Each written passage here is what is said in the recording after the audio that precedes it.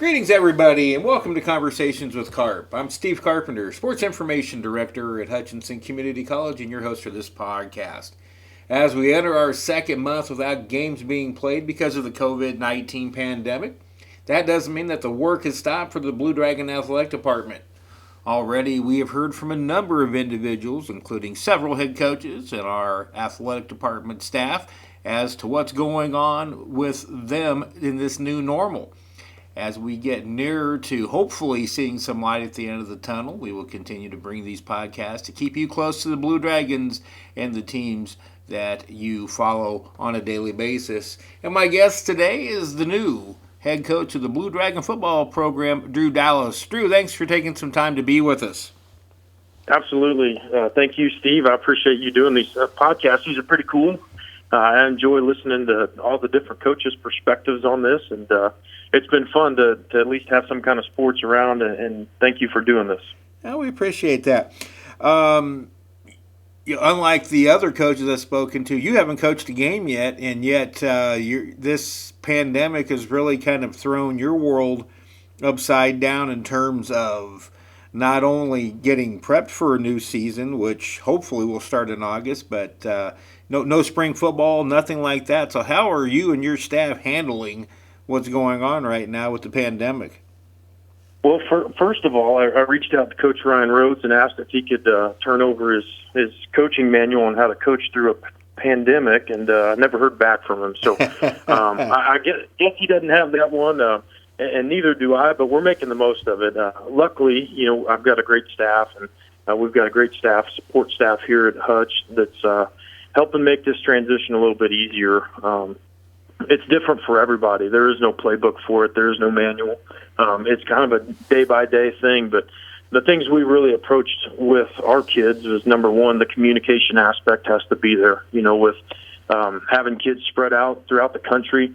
From our roster, the number one aspect is communication, and so that's on us as a staff to make sure we're constantly in communication with our guys, making sure we're keeping up on their health and academics. And those are the two things that we've really stressed with them is, number one, that you're safe, you're healthy, you're in a safe and healthy environment.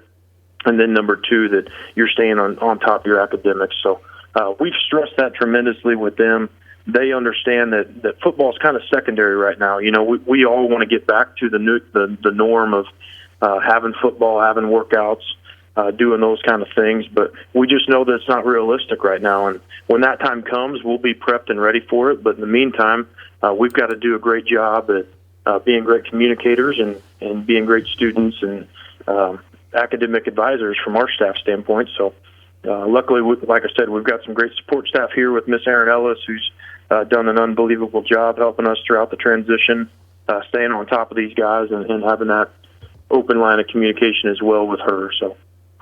Well, in addition to all this added craziness to the pandemic, you're not even in your office right now. Well, it was in the books already when you were hired, but the entire football complex, with the exception of the new weight room, is totally getting redone. So you and your staff have been relocated up to the press box at Gowan Stadium. Talk about just how much that has added to the craziness. Yeah, I mean, I guess from that standpoint, it's. Hopefully when we get back on campus, there's going to be, a brand new building and facility for us. And I've snuck over there a few times to peek my head in and look at it. It's an awesome venue. The things that they've got planned for our office facility, for our locker room, Coach Gooch has done a tremendous job getting that lined out and working through it. So we're super excited to get into that, hopefully when we get everybody back on campus. And we were making do. We were up in the press box, and that was a really handy situation for us. Probably had the best view in Hutch, sitting up there at the top of Gowan Stadium and overlooking the football stadium. So we were enjoying the venue we were in before we had to leave for the COVID-19 stuff. But nonetheless, we're ready to get back to a new facility, a revamped facility there in the north end zone. So, the one thing this is a hardship not just for your staff, but everybody's staff has it. No spring football this year. No way to evaluate players who are coming back and getting some prep in. So again, everybody has to endure that right now. What are some of the things that you're doing as a staff in communications with your current players to at least give them some football during this downtime? Yeah, I mean, those are things that we've discussed as a staff, just making sure that we're still being proactive from a football side of things with our kids. I think, we're constantly stressing with them academics and health and all those things, but we also know that the football side of things is important, and they're missing that. So just the constant communication with them throughout, no spring football for junior college football players is a big deal. That's a lack of evaluation from our football staff as far as, what a guy can bring to the table as far as wins and losses next fall, but also the evaluation from the four-year schools coming in and recruiting our kids and helping them move on to bigger and better when they leave Hutch. So we've been in constant communication with those four-year schools, reaching out to coaches and coaches reaching out to us, and a lot of projections about how guys have developed in the weight room, how they've developed on the field and in any kind of drill work or anything like that. But we've tried to engage our student athletes, not so much with the X's and O's of things. We have a new defensive staff, so there's going to be new defensive X and O's that we've got to work through. But just trying to build those relationships with each kid on an individual basis with our position coaches to make sure that when they do get back and football does get going, that it makes that transition a little bit easier. So we've sent them little things that, we want to hang our hat on offensively. We want to hang our hat on defensively, whether it's a certain drill position, specific drill work that we want to try to accomplish with them to get used to doing. But keeping them engaged in the game of football and just understanding that, hey, we're going to be ready to go when that time comes back around, I think is important for our kids to realize.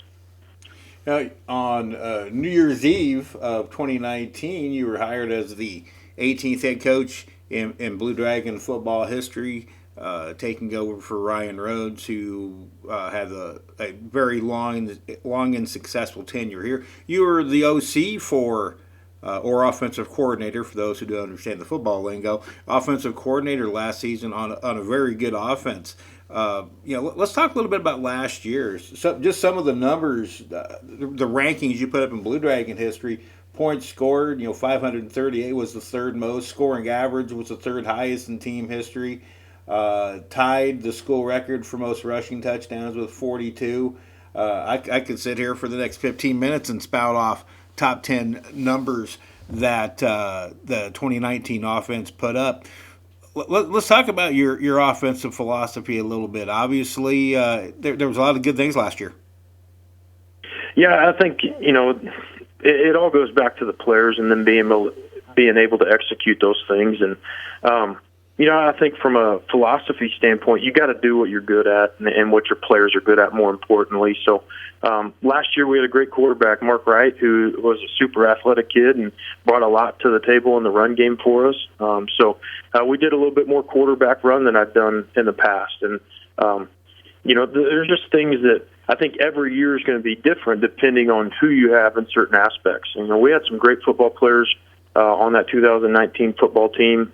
We had a stable of running backs that could get the job done. We had some good wide receivers on the edge, some really good kids up front. So, and then, like I said, with a good athletic quarterback with Mark, that we were able to do a lot of things. And so every year's a reevaluation of that. And that's one thing, you're missing out on a little bit from not having spring football in the current environment. But those will be things that we'll be able to identify quickly in fall camp next season and kind of shape our offense, mold our offense around, the talent level that we have and those kids' strengths. So, well, with you being head coach now, some head coaches who were offensive coordinators choose to bring in somebody else to call the plays.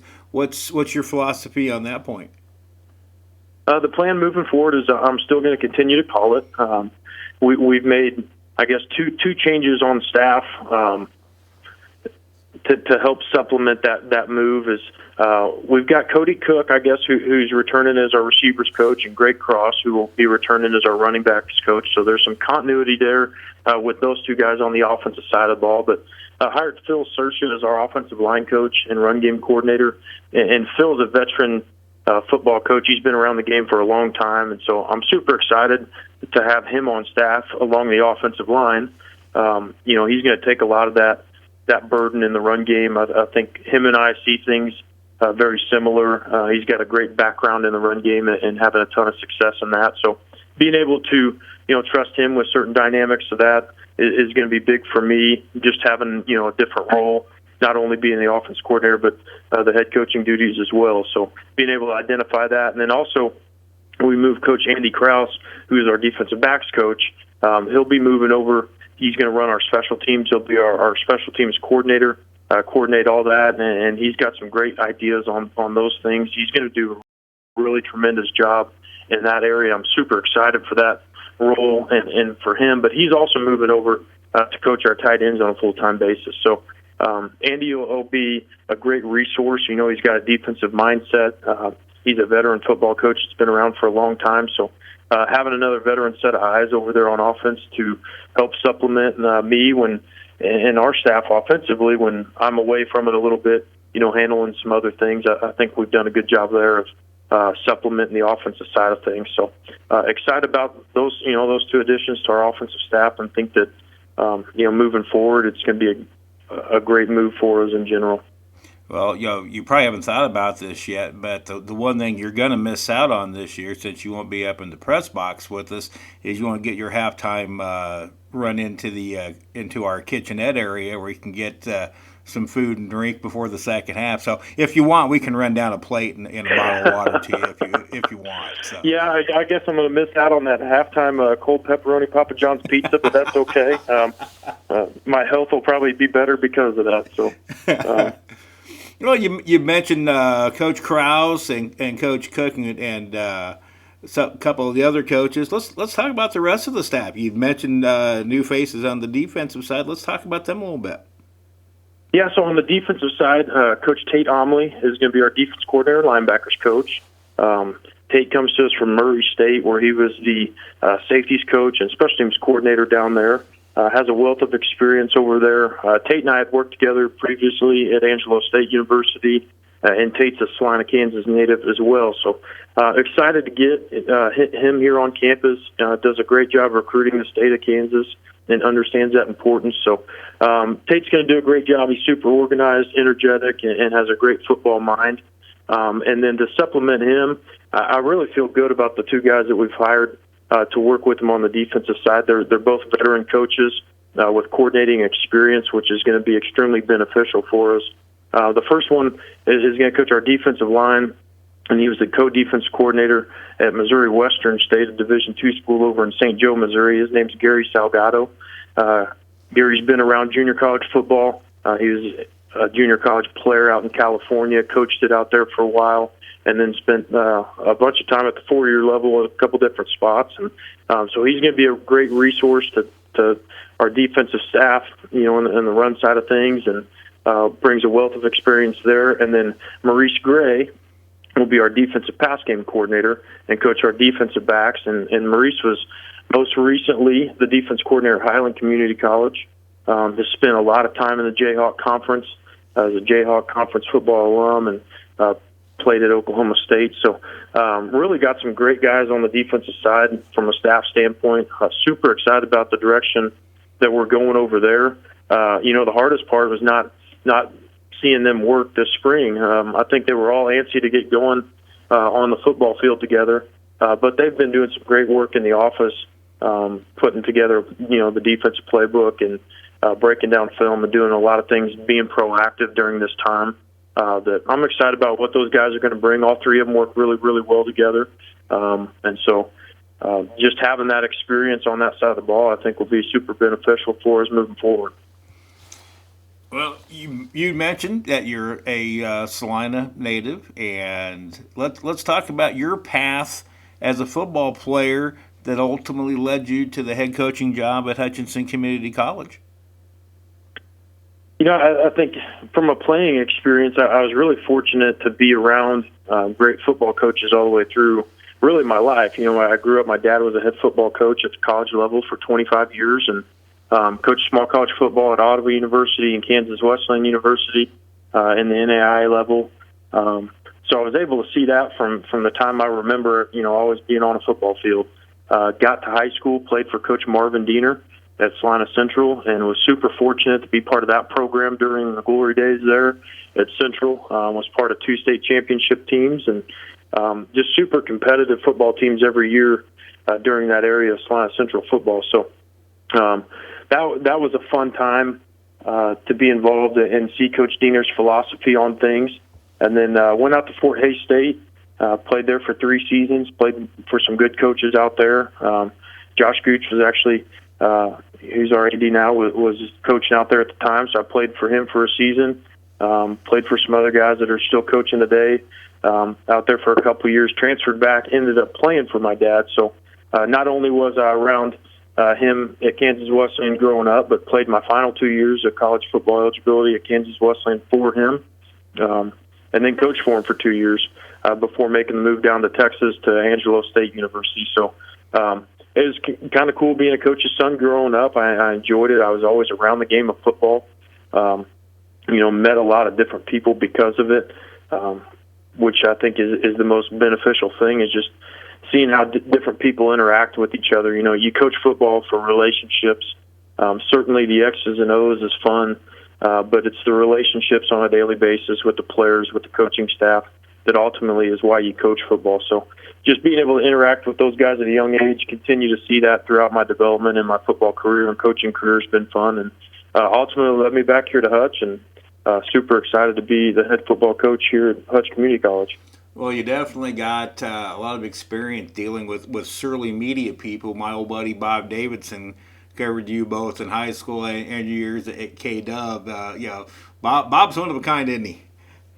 He is. If he's been able to put up with myself and you, he's a good guy. So Bob is one of a kind. He's awesome. It was great getting to know him throughout my time in Salina. Really enjoyed Bob Davidson, reading his articles growing up, and did a great job covering the sports in the Salina area. Well, let's talk about your family a little bit. Married, 3 kids. We can't go too much more forward without talking about them. Yeah, my wife, Heather, is a nurse practitioner here at Hutch Clinic, and so she works in family medicine. She's a blessing to our family. The things she puts up with, to be a coach's wife, you got to be a pretty special person. And so, putting up with my time away, and we've got 3 children. 2 of them are grade school age, and 1 is preschool age. Hayden is 9, and she goes to Union Valley Elementary, and same thing with Cooper, my son. Hayden, my oldest, is my 9-year-old daughter. Cooper is 7. He's about to turn 8 here at the end of the month. He's in 2nd grade at Union Valley. And then my youngest, Parker, my second daughter, she's 3, and she's in preschool. And so handling all 3 of them, and my wife working a full-time job, me being a coach, it's fun. Like I said, my wife puts up with a ton. She puts up a ton for me, but also our 3 kids, and she runs the household, so she does a great job. You can't give enough credit to a good coach's wife. I'm extremely blessed from that aspect of it. This last month has really given us a lot of time together, which I'm super thankful for. There's a lot of positives that'll end up coming out of this pandemic, and I think the family time, being around them more often, is definitely one of them that I'm extremely thankful and blessed to have the opportunity to be around them. More so now than I would have been had things kind of continued as normal. So couldn't agree with you more. Well, I can't wait for the season to get started. I had a lot of fun with you your first year as the OC, and I look forward to working with you as the new head coach of the Blue Dragon football program. Thanks, Carp. I appreciate it, and just praying for everybody to stay healthy and continue to work and keep up the positive attitudes. I know, our players are working hard, and I can't wait to get back on the football field with them, and that way we can show the community of Hutchinson and the college how hard they've been working, and just enjoy our time back together once we get there. So thanks a lot, Steve. You bet. That was Drew Dallas, new head football coach at Hutchinson Community College, and that'll wrap up another episode of Conversations with Carp. We'll talk to you again soon. So long, everybody.